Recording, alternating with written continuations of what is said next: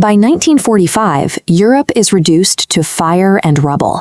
As the continent digs from the ashes, the Red Army of the Soviet Union rapidly occupies half its territory, pulling capitals from Warsaw to Bucharest behind an iron curtain.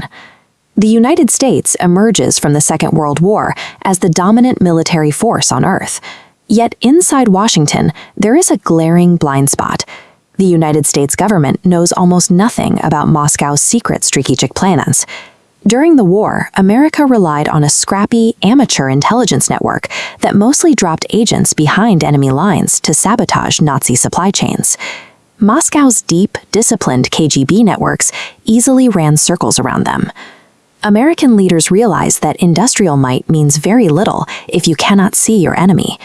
The nation is heading into a global shadow war, and it is fighting in the dark. To fix this, President Harry Truman signs a hurried piece of legislation in 1947. It creates a permanent peacetime spy agency, the Central Intelligence Agency. The mandate is intentionally vague: gather intelligence and conduct covert operations to protect American interests abroad.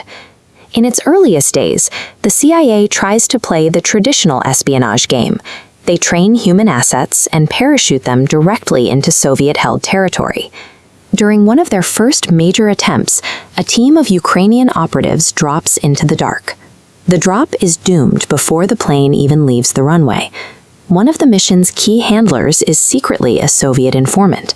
The KGB receives every detail in advance. Within days, every deployed agent is killed or captured. The agency is, in the words of an internal report, fatally penetrated. These early missions suffer constant failure. The harsh realization finally sets in: America cannot beat the KGB at deep cover human espionage. If the CIA is going to survive the Cold War, it has to lean into what the United States does best. This diagram illustrates the first uniquely American advantage: staggering post-war wealth. As the U.S. pours billions into rebuilding Europe through the Marshall Plan, a secret arrangement is baked into the fine print. 5% of those funds, nearly $700 million, is quietly diverted to the CIA, establishing a massive black budget. Rather than trying to gather intelligence through risky human spies, the agency uses this cash to buy outcomes.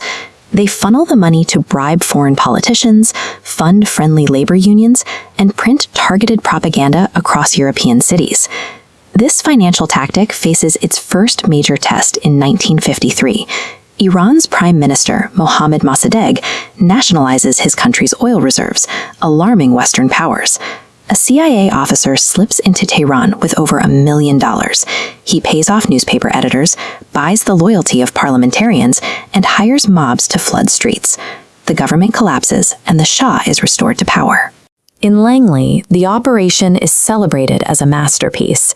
Toppling a foreign democracy with a checkbook and paid rioters proves that you don't always need a master spy to win a battle. Over the next 2 decades, the CIA's proxy battles expand across Latin America, Africa, and Southeast Asia.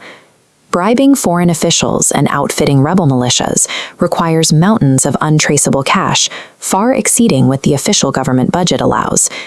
To keep covert operations running, the agency's networks source their own revenue. In Southeast Asia, Allied fighters protect opium fields in exchange for weapons.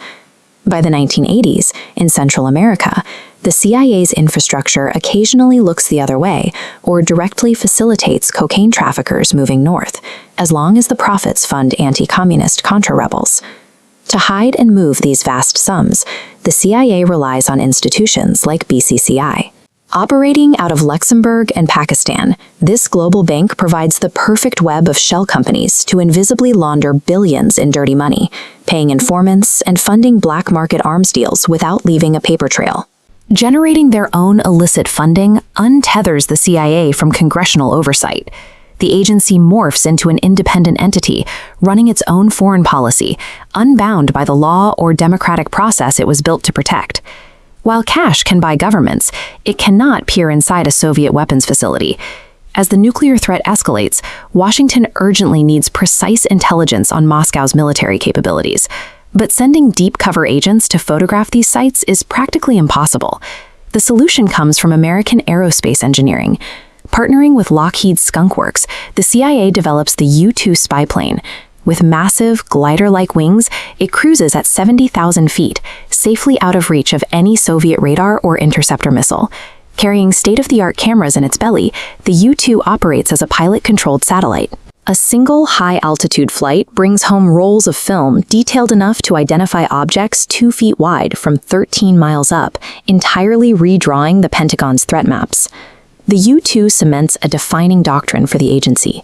It proves that technological innovation can gather flawless, actionable intelligence without putting a human operative in the crosshairs. In 1991, the Soviet Union collapses and the Cold War ends. But for the CIA, the victory brings a massive identity crisis. The ruthless KGB, the rival that justified the agency's existence for nearly half a century, is gone. As the United States pivots its focus to economic growth and global trade, the agency's funding shrinks. Overseas stations are shuttered, seasoned officers retire, and vast intelligence networks are quietly dismantled. The age of the superpower standoff seems over. That calm ends on the morning of September 11, 2001. In a matter of hours, the devastating attacks in New York and Washington thrust the intelligence community violently back to the center of American national security. But the new enemy, Al-Qaeda, is nothing like the Soviet state. It is a fluid, decentralized web of militants scattered across remote mountains and crowded cities. You cannot bribe this network, and a spy plane at 70,000 feet cannot photograph a suicide bomber's intentions. To fight this ghost, the CIA has to evolve again. The agency pushes its reliance on machines to a lethal conclusion. They build a fleet of armed drones. These eyes in the sky allow a CIA operator sitting in a bunker in Nevada to track and assassinate targets halfway across the globe, assuming zero risk to American lives. Tracking a decentralized enemy produces billions of data points. Bank wires and intercepted signals create noise too vast to decode. The CIA turns to software platform Palantir, which ingests this fragmented data and weaves it into a single map, bringing hidden networks into focus. This relentless fusion of data analysis and lethal technology narrows the world down to a compound in Abbottabad, Pakistan. On May 2, 2011, a precision raid by Navy SEALs finally eliminates Osama bin Laden. The operation proves how far the agency has moved from its origins. The trenchcoat spy dropping behind enemy lines has been replaced entirely by algorithmic analysis and remote precision strikes. Today, the CIA operates as a trillion-dollar intelligence juggernaut. Its classified budgets pour billions into offensive cyber capabilities, artificial intelligence, and global surveillance architecture. They now face an entirely different scale of adversary. China operates as a near-peer competitor on this exact same digital battlefield, aggressively pushing the boundaries of AI surveillance and hypersonic weaponry. Over 75 years, the agency evolved from bumbling amateurs into masters of data and machinery. As warfare moves faster than human thought, they operate in an era where a single algorithmic mistake could shift the balance of the entire world.